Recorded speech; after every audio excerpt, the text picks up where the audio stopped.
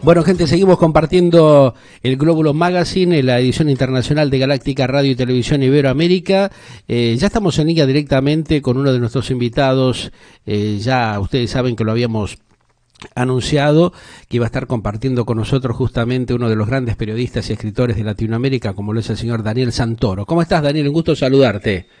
Bien, muy bien, Pedro. ¿Cómo estás vos y todo bien? Bien, bien, todo muy bien, Daniel. La verdad que muy contento de poder dialogar contigo. Bueno, nos hubiese encantado hacer la transmisión con radio y televisión en forma simultánea, pero lamentablemente estamos teniendo hackeos impresionantes esta mañana. Parece que no vamos a tener que anunciar más a los invitados porque los muchachos parece que trabajan para complicar la vida e interferir en las comunicaciones, Dani. Así que bueno, vamos a tomarlo con calma y por lo menos estamos en contacto con nuestros oyentes y televidentes para compartir unos minutos contigo.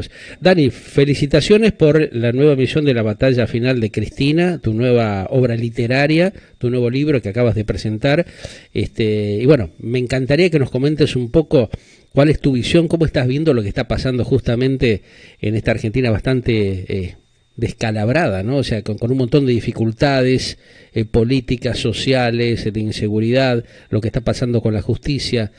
¿Cuál es tu visión al respecto? Pedro, yo creo que la vicepresidenta Cristina Kirchner está dando manotazos de ahogado para tratar de lograr la impunidad en los 8 procesamientos que aún tiene vigentes. Cuando arrancó el gobierno del Frente de Todos, en diciembre del 2019, lanzó unas 20 medidas legales y administrativas y políticas contra jueces y fiscales que la investigaron. Sí. Y ahora, después de las elecciones, de la derrota en las elecciones legislativas del año pasado, ha empezado a perder poder, a tener el declive, y estos manotazos de ahogado los está dando con el impulso, por ejemplo, de marchas pidiendo la renuncia de los miembros de la Corte, cosa que es inédita en la historia argentina. Hubo marchas contra algunos fallos determinados, pero no pidiendo la renuncia de todos los miembros de la Corte, más cuando 3 de los 4 fueron nombrados o son de origen peronista, ¿no? Entonces es llamativo esto, ¿no? Realmente es muy raro todo esto que está pasando, ¿no? Es realmente raro. También es raro que porque el kirchnerismo está peleado, y una de las marchas las organiza un juez, el presidente de un tribunal oral de la ciudad de Buenos Aires, Juan Ramos Padilla, un juez que está afiliado al movimiento político de Leopoldo Moró, y la otra la organizó Pablo Moyano, que está imputado en la causa por fraude independiente, y lo hemos visto operando ayer y anteayer contra la jueza de garantía de San Nicolás, que es otro caso, ¿no? Vinculado a esta estrategia de colonización y de presión del kirchnerismo sobre la justicia, ¿no? Y esto tiene como mucho olor a podrido, dicen muchos, ¿no? Los entendidos en la materia, teniendo en cuenta lo que planteó en las últimas horas los integrantes de la Corte Suprema de Justicia de la Argentina, y esta intencionalidad de llevar a 24 miembros. ¿Crees que puede ser esto una nueva maniobra como para distorsionar toda la problemática de la alta corrupción que hay en la Argentina, y donde parte justamente de los miembros del actual gobierno tienen mucho que decir y muchas cosas para explicar?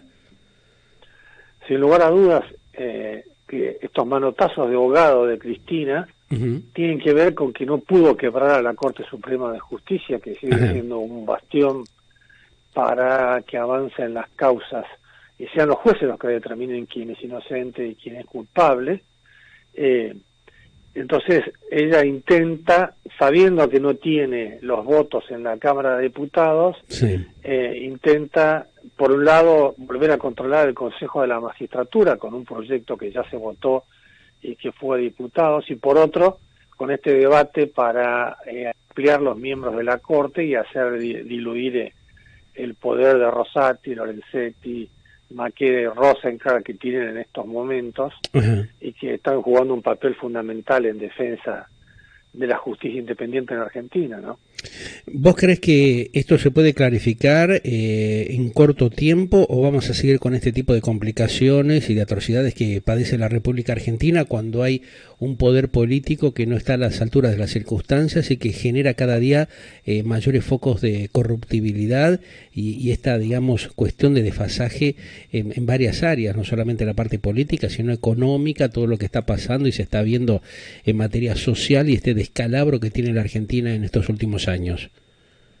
Yo creo que no, Cristina no va a parar por dos razones. Una, por su personalidad, no le importan obviamente las instituciones, no le importa su frente electoral, le importa solamente la situación judicial de ella, de sus hijos, por ahí también la de Cristóbal López y Lázaro Báez, pero nada más que eso. Con Pedro hay que recordar que durante los 2 años de la pandemia dura, no dijo una sola palabra sobre el tema del COVID, se dedicó a impulsar leyes para cambiar el sistema de jubilatorio de los jueces, para echar al fiscal, al jefe de los fiscales Casal, para echar al fiscal Stornelli, y ella sabe que le quedan solamente 2 años de poder, porque ella maneja la AFI, maneja un ejército de abogados. La mayoría de los abogados que intervinieron en el operativo PUF, yo lo cuento en el libro La batalla final de Cristina, la mayoría están todos contratados por el gobierno, ¿no? Abogados, peritos, y mantener esa estructura es realmente de tener mucha plata. Ella está usando la plata del Estado para financiar su defensa y le quedan 2 años para seguir teniendo ese privilegio, más obviamente los recursos que significan controlar la AFI, controlar la FIP, controlar el organismo, la unidad de información financiera. Claro. Los medios de comunicación también, de alguna manera, ¿no? Porque fíjate lo que está pasando en este preciso momento que estamos al aire contigo.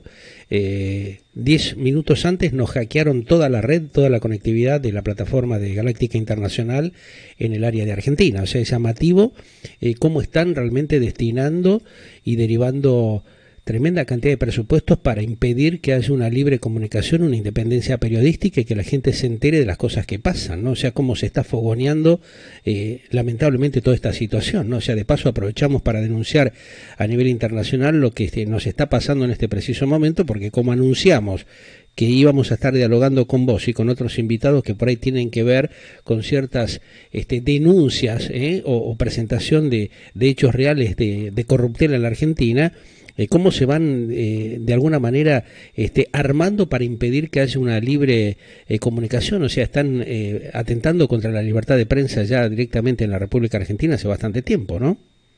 Sin lugar a dudas, se ha puesto en marcha un proceso de criminalización del ejercicio del periodismo, bueno, del que yo fui víctima, y todo esto apuntado con el aporte de millones y millones de pesos para mantener una prensa oficialista, adicta. En realidad son máquinas de propaganda más que eso. Pero que nos impiden también de alguna manera la libertad de expresión, la libertad de prensa, tanto que pregonan, viste, que estamos en un sistema democrático, entonces empieza a ser un sistema engañoso que nos está perjudicando a aquellos que tenemos otra visión y que podemos dar otra opinión, para que lógicamente después la gente saque sus propias conclusiones. Esto es un nuevo atropello que se está cometiendo contra los pocos medios de comunicación independientes que existen en la Argentina.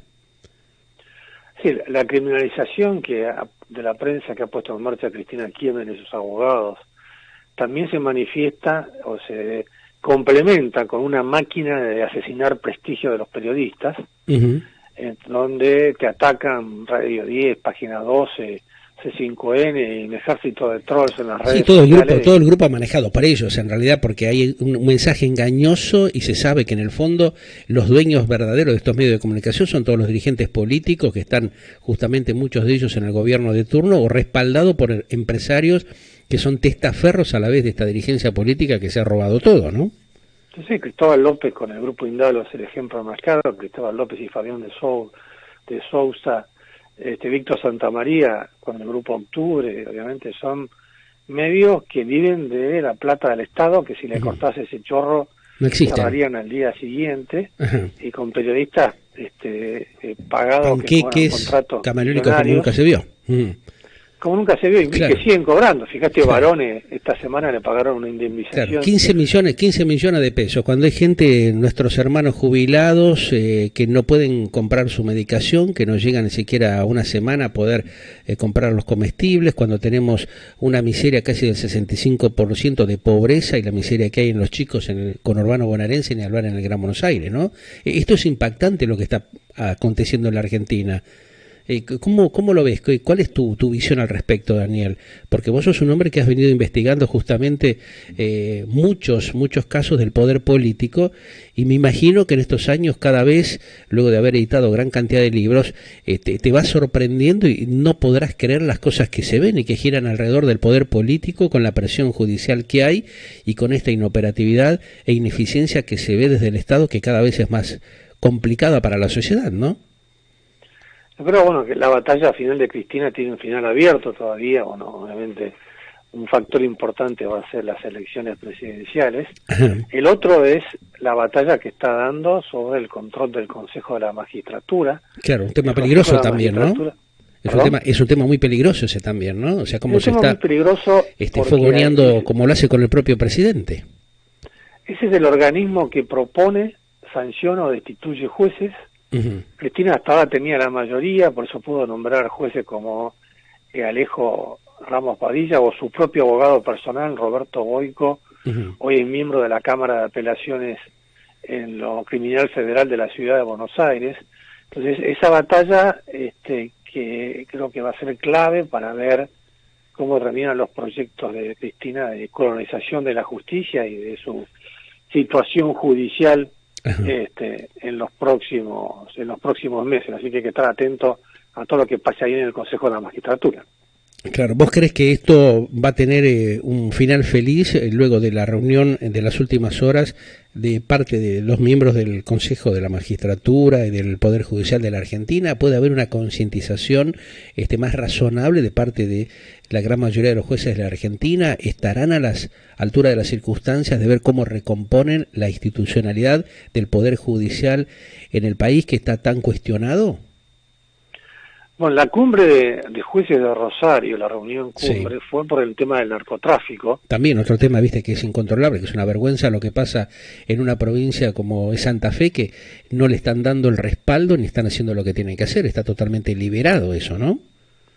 Sí, eso es realmente otra manifestación de la consecuencia de la política judicial del kirchnerismo, es esto, uh-huh, que falten un tercio de los jueces y fiscales federales, sí, perdón, en, uh-huh, Santa Fe, sí, uh-huh, y que obviamente todavía no han llegado a los 1.000 gendarmes que prometió el presidente Alberto Fernández, claro, mientras...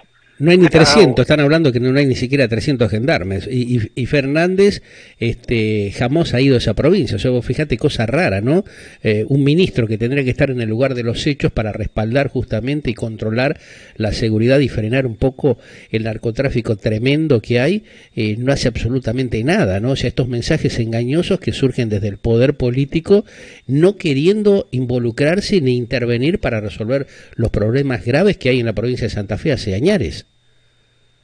Sí, ahí es realmente preocupante que no exista, por ejemplo, una unidad de información financiera en Rosario mismo, y que además es muy preocupante lo que pasa con el Servicio Penitenciario Federal, como dijeron ayer, claro, los miembros de la Corte, el kirchnerismo de la pandemia, con el argumento de que los presos tenían que estar en contacto con sus familiares, repartidos celulares. Una locura.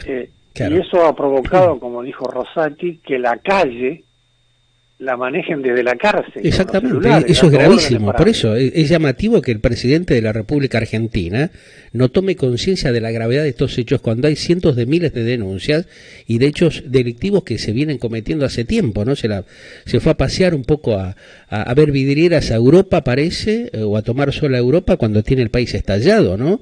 Es muy llamativo este doble mensaje que hace un mandatario totalmente descolocado, fogoneado por la propia, presidenta actual, que está en el poder, que evidentemente lo ha puesto a dedo, y él se presta justamente a estas vergonzosas actitudes que a la mañana te dice una cosa, al mediodía otro, a la televisión española le dijo que no, que él se iba a candidatear nuevamente a presidente, que él era el dueño del poder, y la realidad es que la sociedad está viendo que no tiene absolutamente ningún tipo de poder, no todo lo que se ve es todo verso, guitarreo y mentira.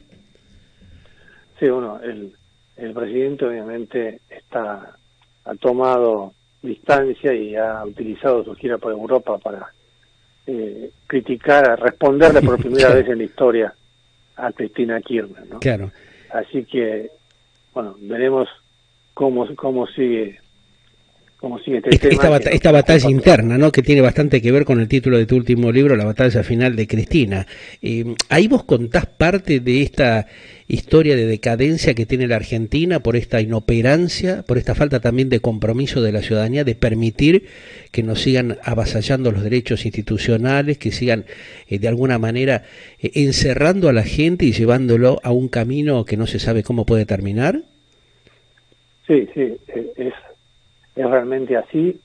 Si el gobierno llega a quebrarse en los próximos meses, obviamente se va a agudizar la situación económica y social, y todo esto que estamos hablando de la justicia obviamente va a quedar descontrolado y demás, y sería realmente un retroceso muy grave que se sumaría a esta crisis institucional, ¿no? Bueno, esperemos que prive la cordura y también tenemos que esperar que el presidente tome una termine actitud su mandato, de definir, porque si no eso sería también gravísimo. Claro.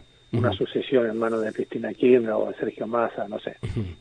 Como que se siguen panquequeando entre ellos de alguna manera, Daniel, y uno ve realmente que vos, por ejemplo, si vamos a la historia de los últimos años en la Argentina, cuando plasmaste la historia de la ruta de la efedrina hasta que es la batalla final de Cristina, ¿cuántos hechos complejos de corrupción se vienen dando en la Argentina? Y es muy llamativo lo que pasa con la sociedad, como que asiste a estas violencias contra el ciudadano de una manera, viste, de no saber dónde está parado, ¿no? ¿Qué está pasando? ¿Qué percibís vos por tu, digamos, trayectoria periodística y por haber vivido muchos hechos impactantes en la Argentina en estos últimos años? ¿Qué puede pasar con esta situación, no? Hay un desconcierto, viste, generalizado. No hay claridad de lo que está pasando en la Argentina. No, yo insisto en esto, va a haber una agudización de la crisis. El tema de la ruta de la efedrina, nosotros en mis libros queda en claro cómo entraron 50 toneladas de efedrina, y la justicia ha condenado, digamos, a los peces chicos, pero no a los peces gordos de esta operación, claro. Que necesitó, sin lugar a dudas, estamos hablando de 50 toneladas, ¿no?, de 1 kilo de efedrina. Claro. No es un kilo, no es un chiquitaje eso. La policía, los servicios de inteligencia, y sin embargo, obviamente, no se ha avanzado en ese sentido. Es una causa que tiene la jueza Servida y Cubría. Esperemos que pronto se avance y la eleven a juicio oral y público. Vos de alguna manera has venido siendo objeto justamente de un atentado contra la libertad de prensa, de comunicación, de expresión en la Argentina. La causa que te armaron o todos estos temas que padeciste, ¿en qué situación está hoy por hoy? Bueno, a mí los kirchneristas me armaron 2 causas. Una es la causa del aduanero Gabriel Traficante, y otra es la causa de Dolores, la causa donde se investiga al falso abogado Marcelo D'Alessio. La primera ha sido sobreseído con sobreseimiento firme.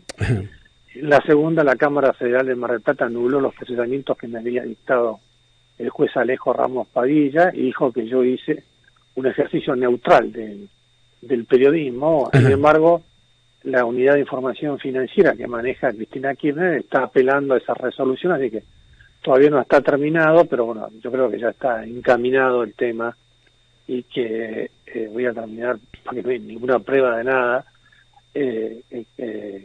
con otros sobreseimientos, pero bueno, van a seguir haciendo jugadas y seguro, claro, y jodiéndome todo lo que puedan mientras tengan poder, ¿no? Claro. Sí, vos fíjate lo que ha pasado hoy con esta comunicación. Nosotros difundimos que íbamos a estar dialogando contigo. Otra vez no lo vamos a hacer. Salimos de sorpresa, ¿viste? Te llamo en forma reservada y no comunicamos nada, porque parece que se enteraron que íbamos a estar hablando contigo y nos reventaron todos los servidores. Es una cosa de loco lo que está pasando, ¿no? En la Argentina, lo que yo te decía en el inicio. Pero bueno, son las realidades de la vida. Vos tenés...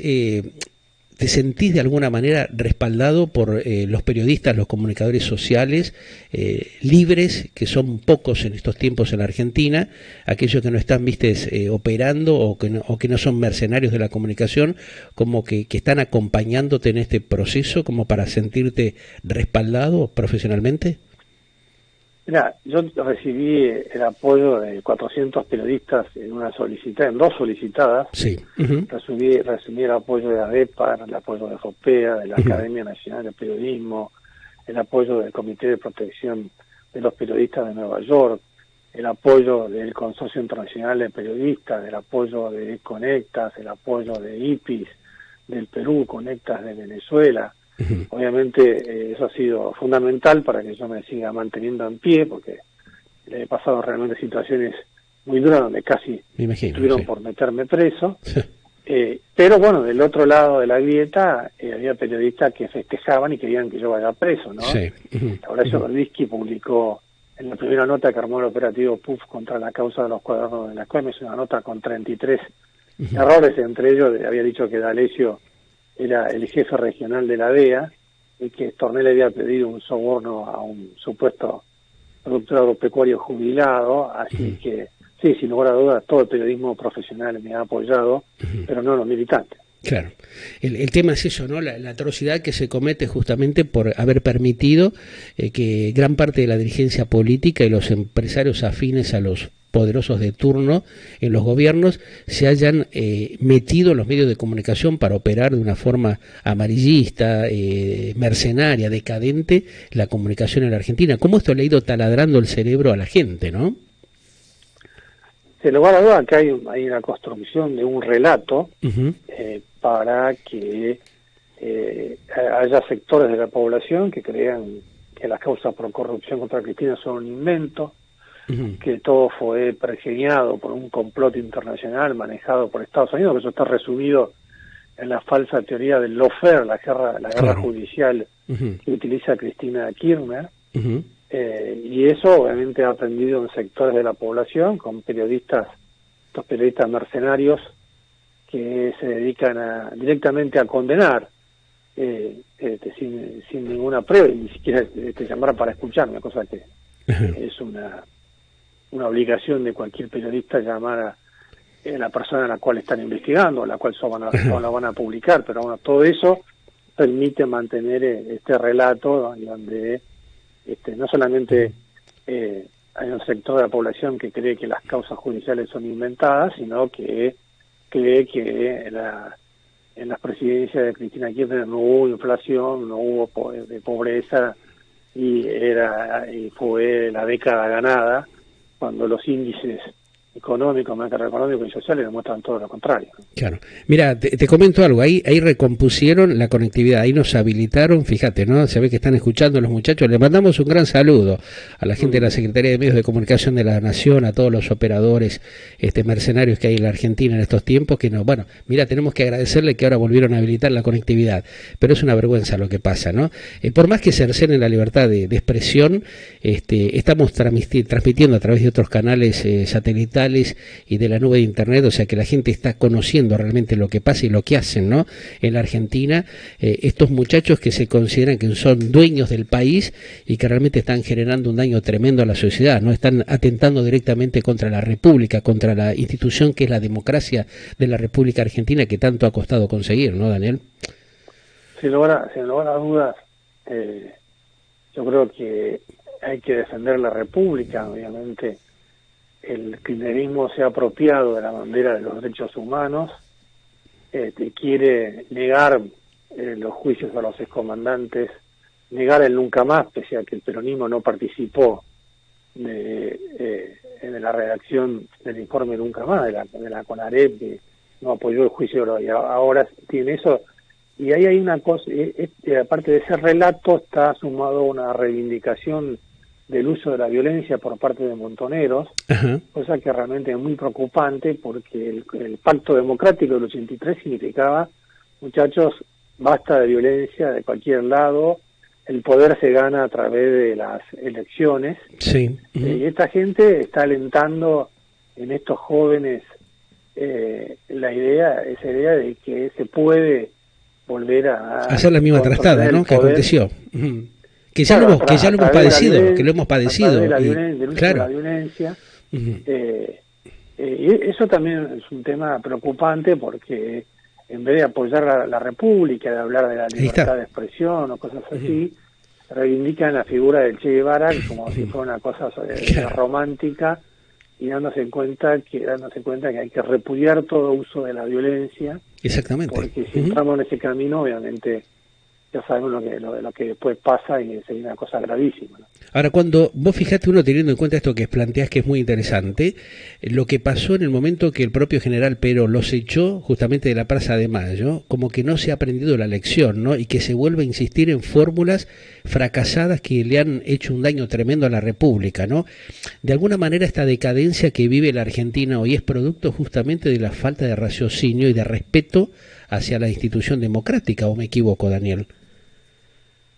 Sí, yo creo que eso ya lo escuchamos en el 70, donde Montoneros decía, y también la izquierda, en ese momento la izquierda armada, que la república era un invento de la burguesía, la independencia de la justicia era un invento de la burguesía, la libertad de prensa era un invento de la burguesía. Sí.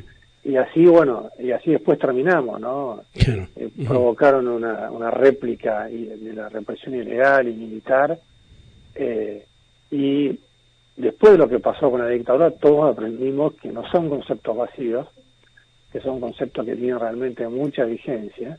Sin embargo, ahora la vuelven a poner en duda, y lo peor es que en complicidad con organismos hechos humanos que nosotros creíamos que eran una vaca sagrada, como era el tema de las madres de Plaza de Mayo, las abuelas de Plaza de Mayo. ¿Cómo uno se siente defraudado también, aquello que hemos luchado, que las hemos acompañado? Yo recuerdo, por ejemplo, que a mí me prohibieron en Canal 11, en su momento, por haber hecho la primera entrevista a Eve de Bonafini, junto a Pérez Esquivel, que llegué a la puerta de Pavón 2444 y nos estaban esperando con un Falco y nos sacaron la cámara, nos sacaron el material que habíamos generado, y de ahí empieza la persecución, por ejemplo, contra mi persona, ¿no? Pero vos fijate que aquellos que hemos respaldado esa situación, que tal vez, por qué no decirlo, nos hemos jugado para informar lo que pasaba con las madres de Plaza de Mayo en aquel triste y duro periodo de la República Argentina. Después fuimos perseguidos, y en alguna, recuerdo yo de las tantas denuncias que yo hice judicialmente, me entrevisté con Leopoldo Moró y con el propio Marcelo Sturbi, estando en el Congreso de la Nación, diciéndome que bueno, que ellos no podían creer lo que había pasado. Y fíjate hoy cómo se ha transformado toda la política de la Argentina, en el lugar que está Leopoldo Moró defendiendo cosas que en su momento era impensado, ¿no? Han pasado tantos años y uno, cuando ve estas cosas que han acontecido en la Argentina, no lo puede creer.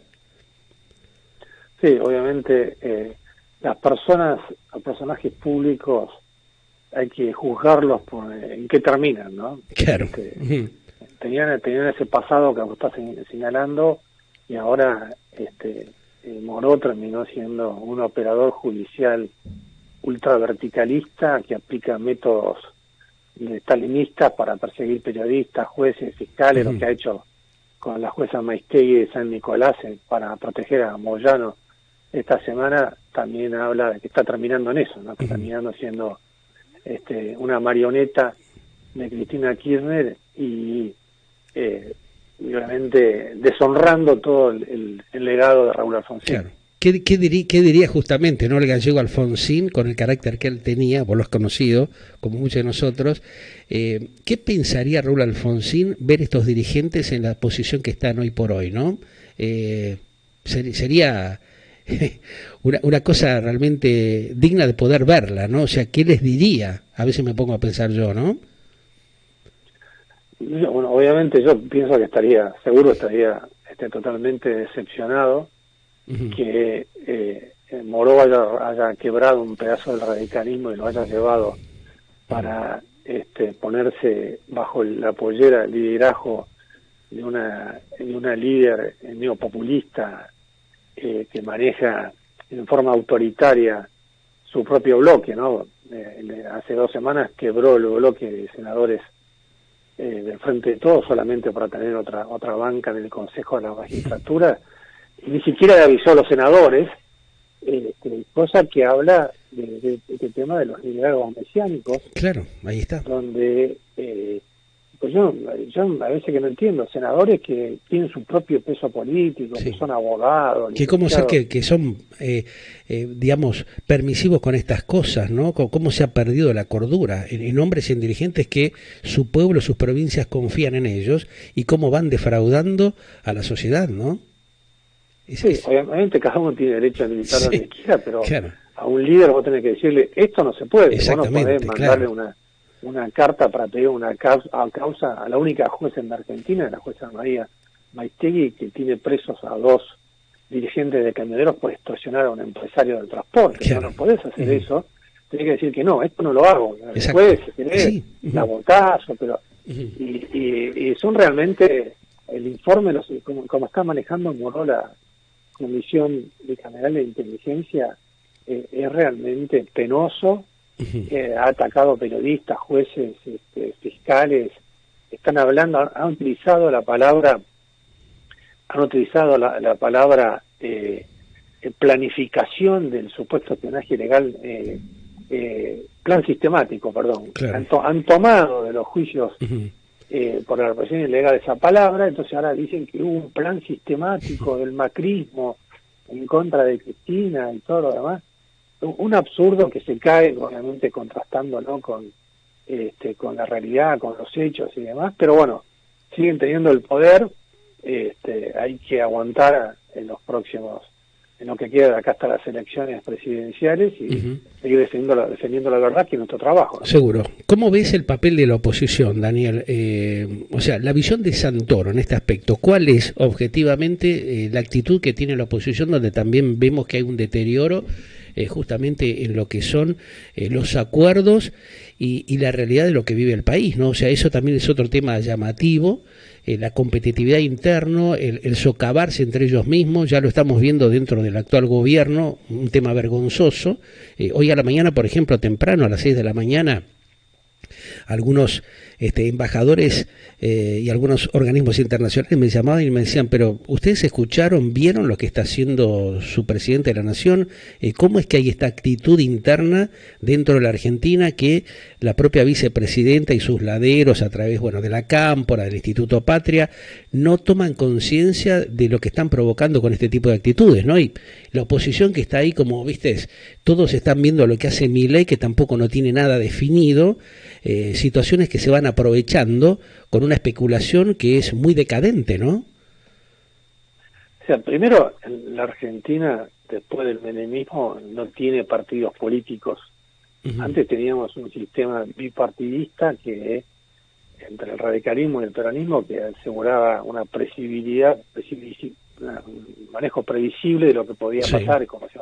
Ahora no, son frentes electorales a los dos, el Frente de Todos y Juntos por el Cambio, volátiles, ¿no? Entonces yo estoy preocupado porque si eventualmente se llega a quebrar Juntos por el Cambio, espero que se pueda hacer una paso libre donde todos aquellos que tienen aspiraciones a ser candidatos presidenciales se sometan a el que gana y habrá que apoyarlo, pero lo que es más importante sería saber cuál sería su plan de gobierno, ¿no? Porque yo hay una cosa con la que coincido con Rodríguez Larreta, con que ganar las elecciones por el 51% de los votos, el 49%, el 50%, no alcanza. Claro. Obviamente, no, las reformas que necesita la Argentina hoy tienen que ser muy de fondo, ¿no?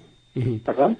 Que tiene que ser muy de fondo esas reformas que son necesarias hacer, y un gobierno en esas condiciones queda arranca medio debilitado, que es lo que le pasó al propio actual presidente, si bien puesto a dedo, pero con un porcentaje de diferenciación bastante bajo, ¿no?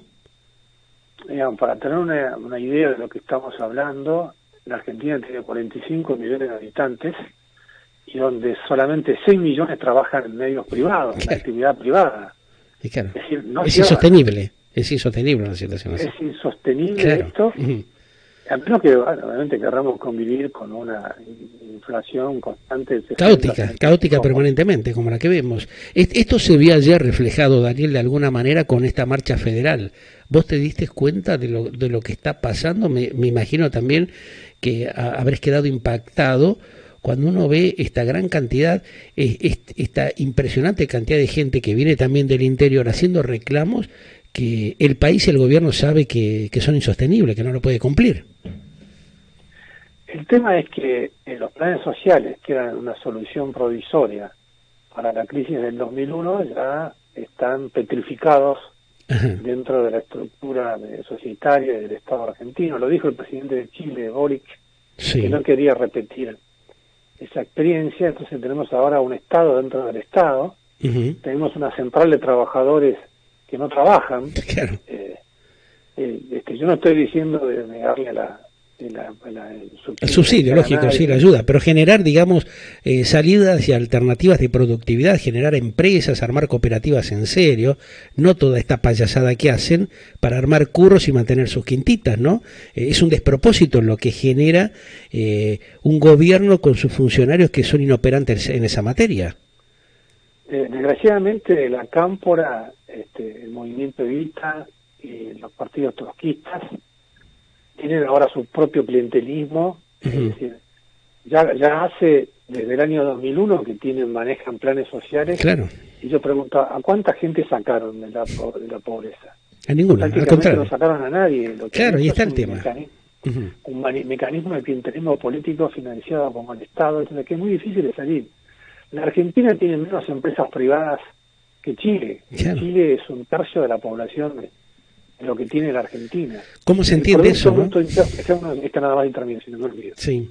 El Producto Interno de Chile, desde que se restauró la democracia, creció en 200%, y la Argentina, desde que se restableció la democracia, creció menos del 50%. Claro.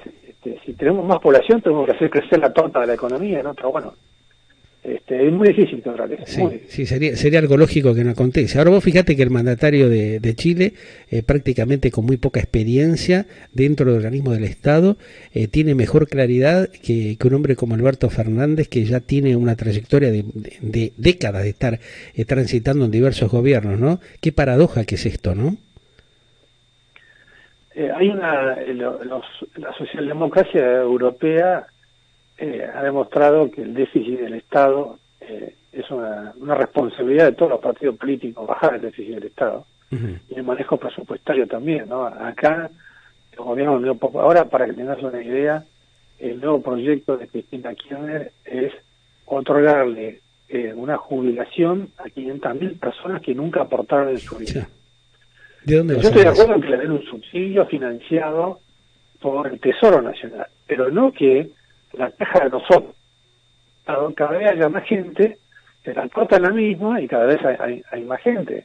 Entonces, están haciendo eso, ahora también quieren crear un sueldo universal para todos aquellos que personas reciben una cosa que no cierra, funciona, sí, funciona pero funciona con marchas todos pidiendo más planes, pidiendo más plata porque no alcanza. Es una cosa dramática, por eso yo hablo creo que sí, de Rodríguez Larreta, de buscar algún tipo de consenso, ¿no? No puede ser que los movimientos piqueteros tengan más fuerza que la CGT de la Argentina. Claro. Es increíble, sí. La verdad que es un panorama bastante complejo. ¿Y cómo ves la actitud que tienen dirigentes como Elisa Carrió, como justamente otros hombres que han arribado a la política, que también están ahí como desconcertados? Uno lo nota como que, bueno, ya las denuncias que hacen o los comentarios al respecto son bastante superficiales, como que no se quieren meter realmente allí en la puja interna. Bueno, Elisa Carrió fue la primera que denunció a Lázaro Báez en el año 2008, una nota que publiqué yo en Clarín, y fue toda la que hizo las denuncias sistemáticas que han llevado ahora a la apertura de estas causas judiciales contra Cristina Kirchner, ¿no? ella sufrió un infarto hace 2 años, Claro. y por eso renunció como diputada, pero se quedó con 12 diputados nacionales, y con la coalición cívica, de la cual ahora lo que ha logrado es imponer el debate en la oposición de la boleta única. Ajá. Sería realmente muy importante para la limpieza de las elecciones y para tratar de disminuir el poder de los punteros, ¿no? Lo que estamos hablando recién, de los planes sociales, Claro. los punteros, estas cooperativas truchas, Uh-huh. que haya una boleta única. Parece que la Cámara de Diputados se va a aprobar, veremos qué pasa en el Senado. Uh-huh. Y después Carrió está convencida de que Cristina se está quemando sola a lo bonzo, Yeah. y que vamos a ver un proceso de agudización de la crisis económica, y para eso hay que apoyar al presidente, porque una de las opciones sería la Cristina de tomar directamente ella el poder, o el establishment que apoye a Sergio Massa, que suele conocer con eso, ¿no? Ajá. Yo la veo realmente muy activa, Carrió, con los errores y virtudes que uno puede llegar a tener. Lógico, sí, sí, sí. Y digamos, no con el perfil que tenía antes. Uh-huh. Pero por lo menos sigue enfrentando y tratando de llevar un poco más de claridad para que la gente despierte y tome conciencia de la situación que tenemos, ¿no? Sí, así es. Ella incluso hubo un acercamiento, hubo un diálogo entre el Macri, el Garabano y Gerardo Morales, el gobernador de Jujuy, con Sí. Lorenzetti, por el tema del Consejo de la Magistratura, y ella hizo una denuncia, amplió su denuncia contra Lorenzetti, porque Lorenzetti está pidiendo a la oposición que vote el proyecto del Consejo de la Magistratura que hizo aprobar Cristina en el Senado, es decir, una magistratura sin la Corte, así que estuvo realmente muy activa y mirando realmente los temas donde se define el poder. Claro, es importante reconocer esto y que ella por lo menos tenga ese perfil de estar ahí presente y de alguna manera controlando estas maniobras que se intentan hacer, ¿no? Desde el oficialismo y también por ahí con el aval encubierto de alguien de la oposición, ¿no? Sí, eso es. Yo por eso te decía que una de las batallas más importantes va a ser qué pasa con el Consejo de la Magistratura. Ahora, por 9 meses está el Consejo con esta composición. La Corte va a tener que decidir si acepta al senador finalista Doñate por el Senado y a Roxana Reyes por el radicalismo de la Cámara de Diputados. Y después en noviembre hay que volver a elegir a todas las autoridades del Consejo de la Magistratura, los estamentos que las representan. Sí. Así que bueno, es una batalla donde no hay que bajar los brazos y hay que estar alerta, porque Cristina va a seguir intentando controlar ese factor de poder. Claro. Bueno, van a ser meses realmente bastante movidos por lo que vos estás comentando realmente y por lo que uno puede analizar. Hay que estar muy atentos con todas estas cosas, ¿no? Sí, hay que estar, porque como te decía antes, Cristina no va a parar. Claro. Realmente ella eso es una militante activa, tiene un ejército de espías, abogados, funcionarios, periodistas a su alrededor, que lo usa y tiene obviamente más capacidad de daño que poder, pero conserva esa capacidad de daño intacta, ¿no? Sí, esperemos que la sociedad vaya tomando conciencia cada día un poco más de esto que se está viviendo y que por lo menos podamos recomponer la República democráticamente para sostenerla como debe ser. Te mando un gran abrazo, Daniel, gracias por estos minutos. Te voy a llamar en otro momento, cuando puedas y quieras, y ya vamos a tener una comunicación con voz e imagen en forma simultánea, cosa que ha sido interrumpida en el día de la fecha, pero que bueno, al final, como te decía, viste, parece que dijeron vamos a dejarlo que hable en total, pero bueno, aquí estamos tratando de llevar un periodismo pluralista, auténtico y de vanguardia como debe ser, ¿no? Para que la gente lo evalúe y que después cada uno, como lo digo hace años, saque sus propias conclusiones, ¿no? Que debe ser así. Así es, Pedro. Un fuerte abrazo para vos y un saludo para tu audiencia. Igualmente, fuerte abrazo para vos y tu familia. Cuídate mucho y estamos a la hora, Daniel. Un gran abrazo. Chao. Daniel Santoro, un periodista, escritor, acaba de presentar justamente su último libro en estos días, justamente con un título muy particular, ¿no es cierto? La batalla final de Cristina. ¿Cómo siguen los destinos del país políticamente hablando? Nadie lo sabe. La gran incertidumbre que tenemos ahí, que está latente las 24 horas, en esta Argentina bastante compleja que estamos viviendo. Ya volvemos para continuar compartiendo con ustedes toda la información, los mejores editoriales, entrevistas aquí en Galáctica Radio y Televisión Iberoamericana Habla Hispana. En tu idioma, en cualquier punto del planeta Tierra donde estés, allí estamos haciéndonos buena, y como lo digo siempre lo digo lo mismo, ¿no? O sea, hacemos buena y mutua compañía porque nos vemos y escuchamos para compartir estas realidades que vive el planeta Tierra. Galáctica, lo que vos esperabas para acompañar tu vida.